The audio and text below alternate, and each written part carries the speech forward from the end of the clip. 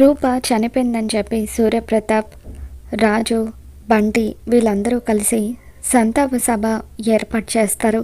విజయాంబిక, దీపక్ ఇద్దరు కూడా రూప ఫోటోకి దండ వేస్తూ ఉంటారు.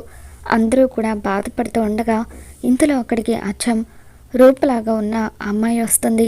ఇక తను లోపలికి వస్తూ ఉంటే అమ్మ రూప అంటూ సూర్యప్రతాప్ షాక్ అవుతూ ఉంటాడు. ఇక అమ్మాయి లోపలికి వచ్చిన తర్వాత రూప ఫోటోకి దండ వేయబోతున్న విజయాంబిక దీపక్లను పక్కకి నెట్టేస్తుంది. ఇక దాంతో ఏం చేస్తున్నావని చెప్పి విజయాంబిక అంటూ ఉంటే విజయాంబిక చెంప పగలగొడుతుంది. తర్వాత దీపక్ ఎవరు నువ్వు అని చెప్పి అంటూ ఉంటే దీపక్ చెంప కూడా పగలగొడుతుంది. తర్వాత ఆ దండని దూరంగా విసిరి కొడుతుంది. రూప పోలికలతో ఉన్న అమ్మాయిని చూడగానే సూర్యప్రతాప్ అమ్మ రూప అని చెప్పి అంటూ ఉంటాడు. ఏంటమ్మా అలా చూస్తున్నావు, మేము మీ పిన్ని బాబాయిలం అని చెప్పి సుధా, చంద్ర ఇద్దరు కూడా అంటూ ఉంటారు.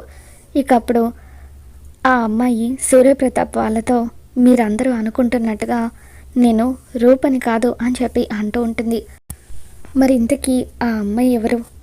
రూప నిజంగా బతికే ఉందా? అసలు ఏం జరగబోతుందో మళ్ళీ మన ఛానల్లో తెలుసుకుందాం. ఈ వీడియో మీకు నచ్చినట్లయితే తప్పకుండా లైక్ చేయండి.